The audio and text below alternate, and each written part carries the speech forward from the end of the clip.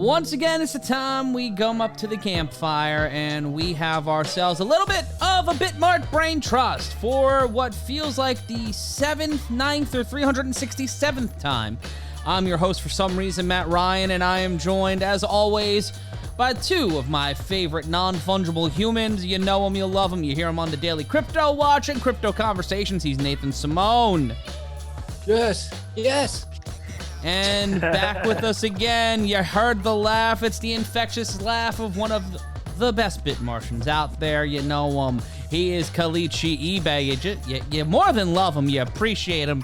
You try to find him out there in the streets. We're still running the Where's Kelechi campaign, despite the fact that Kelechi's home. But welcome back to the show for the second straight week, buddy. Oh, yeah. This is your home, Kelechi. You're able to come on this show whenever you want to. Okay? I'm still running the Where's Kelechi campaign, right? And people haven't picked up on that ADA. They haven't. So I don't know. Man, what an introduction. I'm back here and let's do this stuff. Hopefully someone can guess, where I've been all this while, but give them some ADA as a surprise. There were a couple of comments. Somebody said that you went to the moon. Oh, it was like, that's a crypto one. Yeah. But then also like BitMartian, even though Mars isn't close to the moon, we're not going to get into astronomy here. We don't have to do that. I'm not an astronomer. But yes, I tried to attract Kelechi back to the show with ADA because it's kind of like trying to attract a cat back by putting out salmon or something like that. I know that he'd be attracted. Yes, sir. That was his thing. So are you just laying salmon out in the middle of the street, just raw fish, or are you going like sashimi style? Are you doing some sort of presentation? I want to know how elaborate your salmon presentation skills are in finding a cat, because like cat food, maybe like some tuna or something, but you're going full bore on salmon, and we're entering a recession, and you're just like slinging salmon in the streets like it's nothing, like you're the salmon king of Cincinnati. Well, yeah, the Salmon King of Cincinnati. That is an apt description. It's just one of those things where it's like, if it was any cat, right, maybe I'd go with the meow mix sort of stuff. But this isn't just any cat, okay? This is a special cat. So I'm rolling out the red carpet, okay? The sashimi, the salmon. I'm putting some garlic and chives on there. I'm just like, please come back. Oh my God, you guys are funny. Yeah, I wish I went to the moon though. I mean, with the whole like bear market and everything. But nah. What would you do on the moon? I want to know what Kelechi on the moon would be. I don't know. It's like that. No idea. It's like that video from the Smashing Pumpkins video.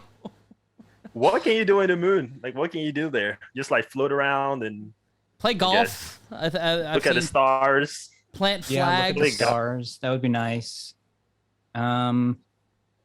Have like the first moon vegetable garden or something. It's funny, that's what I default to. I'm like, I'd have a tomato garden up there and just kind of relax. Well, speaking of the moon, Buzz Aldrin, his stuff did sell for $2 million, Nathan. We talked about it on BitMart Bites in our first episode, which is available on the Crypto Conversations podcast feed and on the BitMart YouTube channel. So if you're watching us right now, you can go on there and watch those videos, as well as everything we do from the BitMart content team. That's just me, Nathan, and a laptop from 1986 that we've named Tim. But that happened this week, and we had something else happen this week. We had the launch of the BitMart Elite NFT membership. We spoke with Andrew Stahlkrantz from our team on Monday and talked about that. It's an exciting time right now in the NFT space. A lot of use cases, a lot of interest going, a lot of hacking going on, and that's what we talked about with Doug Smith last week. And that's not exciting.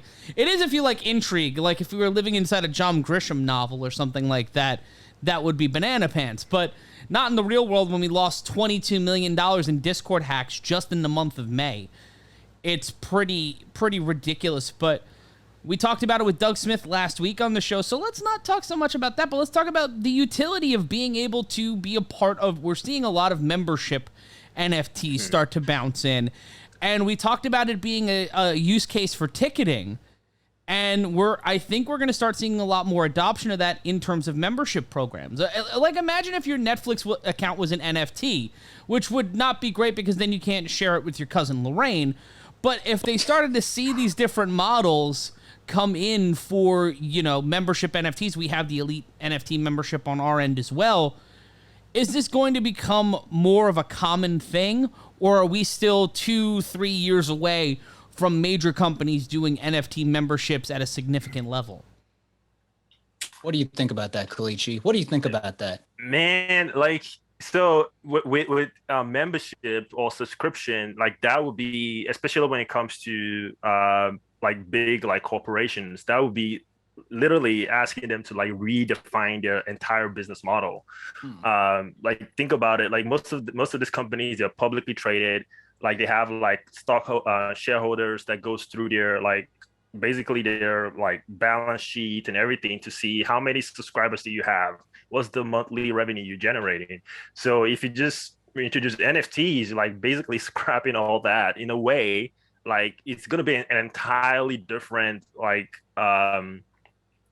metrics that you have to judge how successful the company is doing. Obviously, I mean, it's just going to be very, very challenging in my opinion, because now what happens, will the NFT be traded in a public marketplace? And if that's the case, if it becomes very expensive where the price is unaffordable for most people, that's not good for Netflix, because now they're not going to get a lot of subscribers because people were like, this stuff is so expensive, I can't afford it. So you're right. Yeah. Yeah, Kelechi, so this is really interesting. When you bring up membership, actually, the first thing that comes to my mind isn't Netflix or something like that. You're probably going to laugh at this. I think of like a Costco membership, right? Oh, hey, you're a member, right? But you get to like get into this exclusive club, literally, where you can get discounts on all sorts of stuff. But if you were able to trade the Costco membership on the open market, and you suddenly find out that like, oh, hey, on the secondary market, a Costco membership is worth $250 and not like the $40 a year, whatever the Costco is selling it for. Not only does that disrupt Costco's entire business model, it kind of screws over anybody who wanted to be a Costco member in the first place, because now they have to compete with market dynamics when all they want to do is just buy a bulk sample of some freaking coffee beans or something like that. I'm there for the But I did think about this. I was like, but if Costco had membership NFTs that had utility, right, where you could shop at special hours, you get something free from the snack bar or something like that, that makes my mind think, by the way, Costco, I'm available for sponsorships.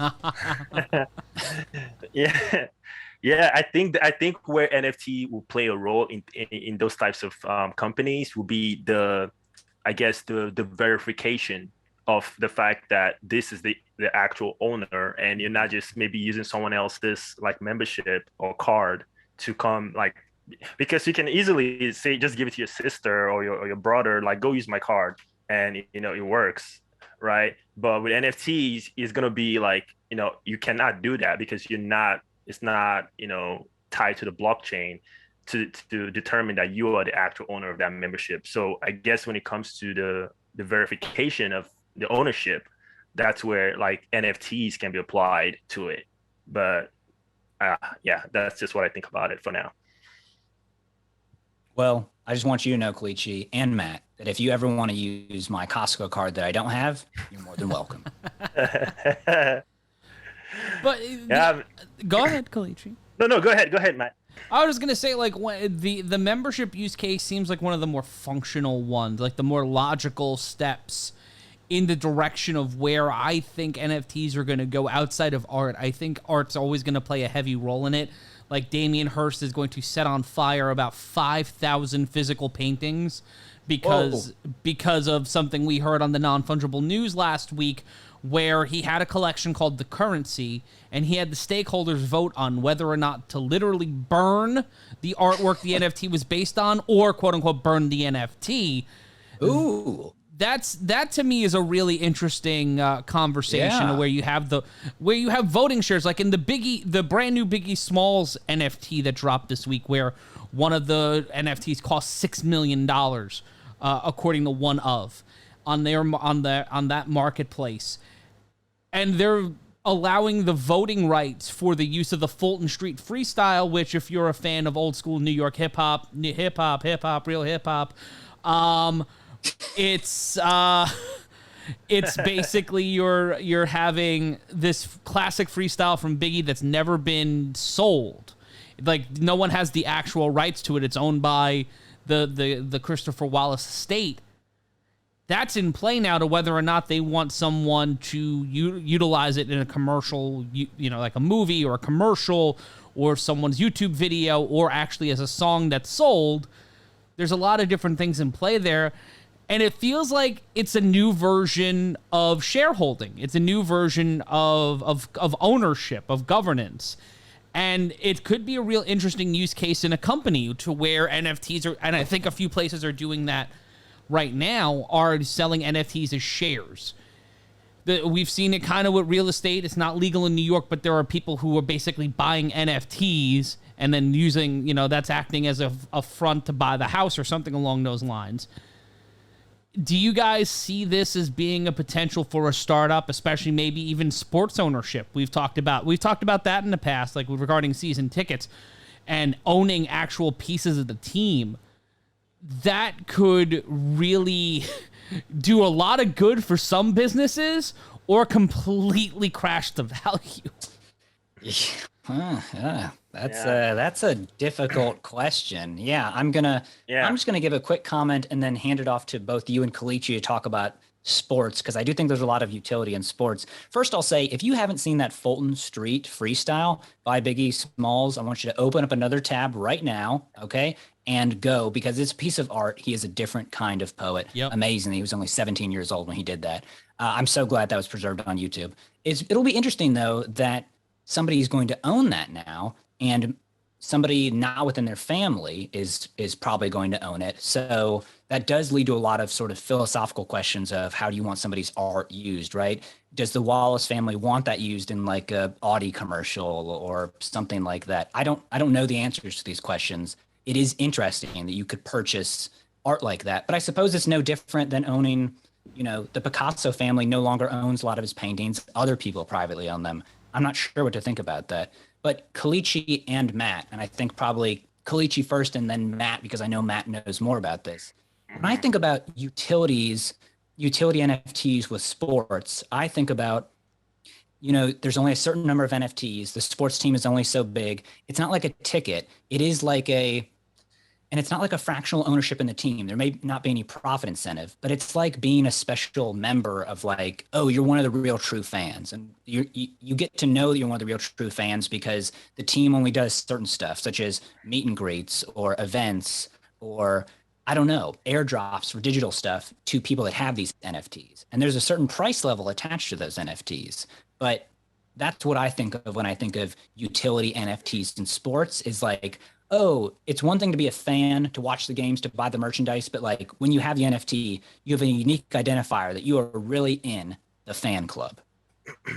Yeah, you are. And plus, if they decide to do something for those NFT holders, like they're going to benefit. It could be like, okay, our NFT holders are going to like go see like Tom Brady practice, something like that, right? That's very cool, because now you actually know these are the real people. Like you cannot like fake it. It's valid that they are the real people, and and there are other benefits as well, like like inviting them to special things like that could be one of them. Maybe I guess airdropping some kind of card or highlight or whatever the case may be.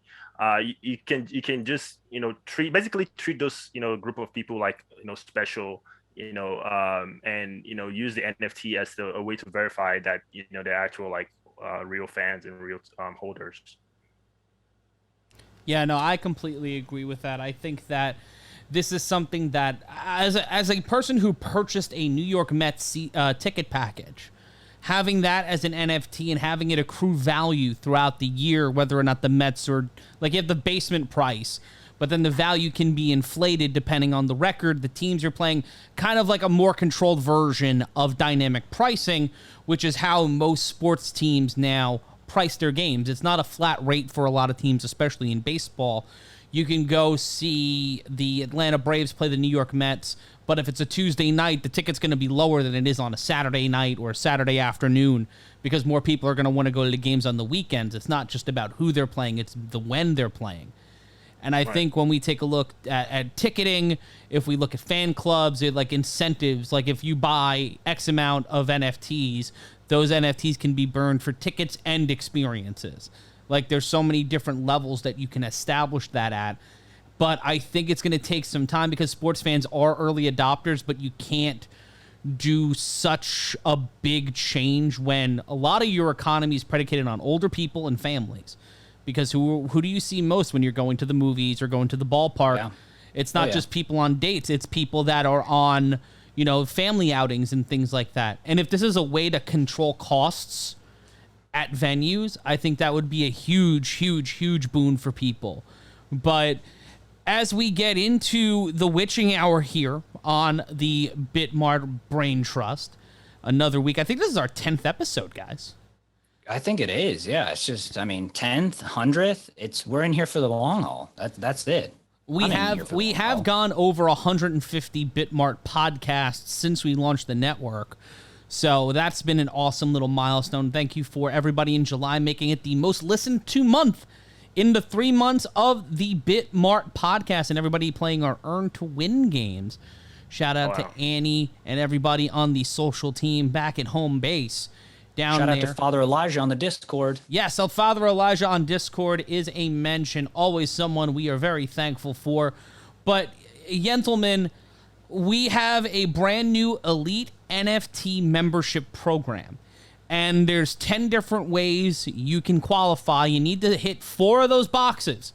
So if you're already on the BitMart Exchange, if you're already using BitMart or you're in the BitMart NFT Marketplace, you only have to check 4 boxes out of 10 possible things, and if you're a BitMartian, like we know you're a BitMartian, you guys are getting in there, you're pounding the pavement, you're in the margin trading, you're doing API, you're doing backflips up and down the NFT marketplace, you're buying yourself a drunk alien or 7, and you sign up now. And this is a great opportunity, guys, and I know, Nathan, you and Kelechi have been working really hard alongside Andrew and the rest of the team at BitMart on this project. This is going to be a really fun way for you to get VIP access to our exchange, give you an insane level of access to us as a company. And there's a lot of cool stuff here that I think will be a great use case for some of the stuff that we've been talking about in memberships, in ticketing, and also building a bond with your exchange. Like when you work with a bank, when you work with an exchange, when you work with somebody who you're entrusting your time and your money in, there has to be a level of trust there. And for exchanges like ours to create these as a thank you to loyal customers and to show new customers, hey, we're here to grow with you. We're not here for your money. We're here to grow with you. This is a pretty cool project we're working on. Exactly, Matt. We were talking all about the VIP stuff in sports, and I don't see why the financial world, like an exchange, couldn't be any different. And if you want the VIP experience at BitMart from holding just an NFT, which is a pretty simple thing to do, you're going to get stuff like a really cool NFT, a 3D NFT, VIP spot trading fees that are essentially zero and actually could be negative trading fees if you're playing your cards right. VIP margin trading, zero interest, a mystery airdrop of tokens, premium earn rewards so that you could actually earn a bunch of money in crypto. And there's even going to be an entirely new customer service section set up specifically for these people. So BitMart already has really good customer service, but this is going to be like personalized customer service. So it is truly going to be a luxurious and elite experience. We won't bore you with the kind of details of the tasks you need to do because you can, we're going to link to all that stuff in the show notes. But, as I say that, we could go over them briefly if you want to. If it's only 10 things, like Kelechi, if you want to go over them, you only have to complete 4 out of 10 tasks, like Matt said. And if you want to go over them, Kelechi, you can. If not, I can go over them briefly. But this is just a quick summary of, we're one of the first exchanges to offer this type of elite membership club just by holding an NFT, which to me is is the definition of utility.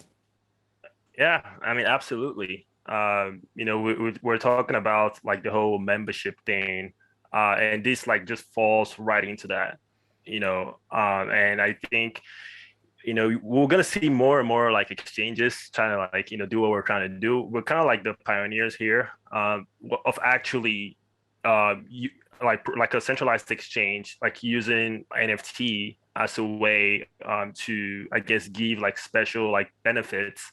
I mean, other exchanges, they do all kinds of nice things to for their users, but like holding an NFT, in this case, actually will give you those like benefits.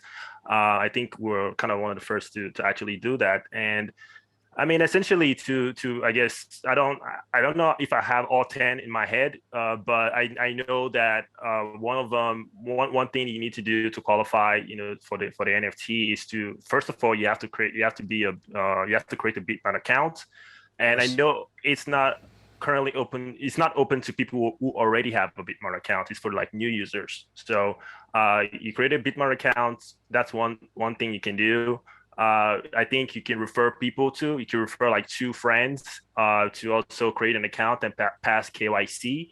That will score you another point. Remember, you only have to do 4 of these, right? So, you know, if you trade, I think $200 worth of cryptocurrency, or if you buy $200 worth of cryptocurrency through our fiat channel, you also entered to win the Elite membership.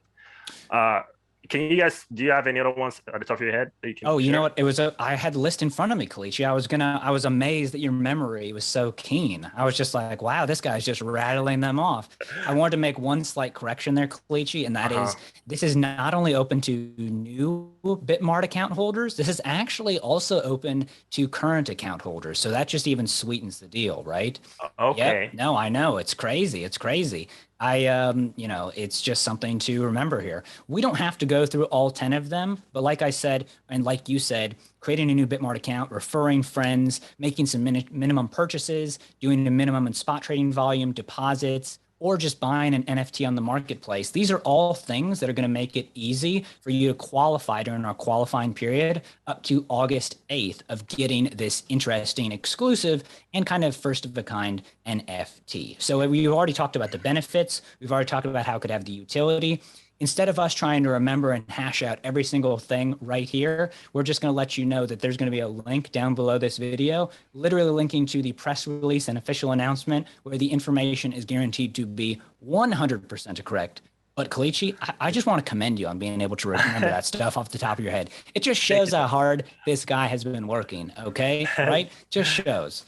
Thank you so much. I appreciate it. And one thing I was going to add as well is, you know, when it comes to NFTs, right, we know that there's a premium, you know, again, this is not financial advice, right?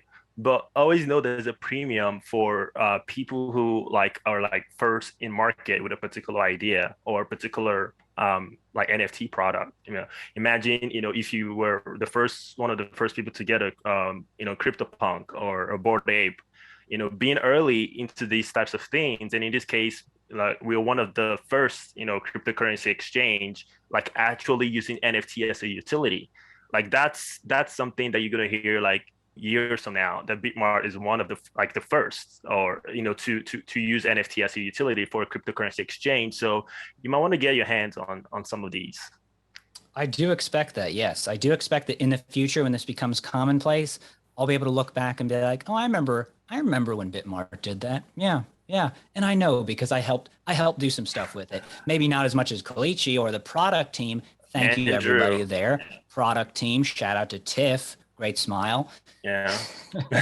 But, you know, hey, we're doing what we can do to support them on the content team. Our promos are in every, you know, beginning one of the podcasts, Crypto Conversations and NFT 101 with Matt Ryan's lovely voice. And of course, we're mentioning it here. So I just wanted to preface, we're not going to get it completely correct. We're kind of just spitballing here, but we're doing as best as we can. And you will have all the information down there below. Matt, do you think we missed anything here? I think we've got. I don't think so. I think we hit all the points. This one has. Oh, No, I was just gonna say that there's a lot more utilities that obviously we didn't cover today. Like gaming, registration, voting. There's a lot of things you can do with an NFT. But yeah, that's true. Yes, we also did not cover about how Cardano is a ghost chain and will cease to exist in 1 year. But hey, I can't do anything. You're gonna get I'm just kidding, guys. I'm a bigger Cardano bull now than even Kelechi. Okay, that's why you should be careful in converting people to other projects, because they'll just firmly become evangelical. Shout out to Cardano and Patrick. Hey, how you doing? All right, Matt. I think that we've kind of wrapped this one up and we've covered everything. We've got a little bit of a short time limit here today, but we wanted to always get you something from the BrainTrust, which is of course me, Kelechi, and the wonderful Matt Ryan.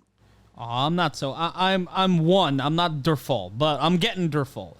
I'm getting Durful of great information here on the BitMart BrainTrust. Want to thank, as always, Kelechi Ibe and Nathan Simone for rocking with me, being a part of this triad, this triumvirate of talking crypto and NFT nonsense and chicanery. And until next week, I'm Matt Ryan. I've been your host for some reason. We will see you right back here in 7 days' time on the BitMart BrainTrust. Peace. Bye. Hello to everybody out there in crypto land. Did you enjoy that conversation? I know that I did. It's always interesting to learn more about crypto projects, NFTs, and what is going on in this very unique industry. But now we've got to get some legal stuff out of the way, all right? It's just the way that it is. So, I wanted to let you know that all opinions and actions expressed and undertaken by the hosts and guests are individual opinions and actions and do not reflect the views and actions of BitMart. BitMart does not guarantee the accuracy, applicability, reliability, integrity, performance, completeness, or appropriateness of this content. The value of digital currencies can go up or down, and there can be a substantial risk in buying, selling, holding, or investing in digital currencies. You should carefully consider whether trading or holding digital currencies is suitable for you based on your personal investment objectives, financial circumstances, and risk tolerance. BitMart does not provide investment, tax, or legal advice. Use of BitMart services is entirely at your own risk.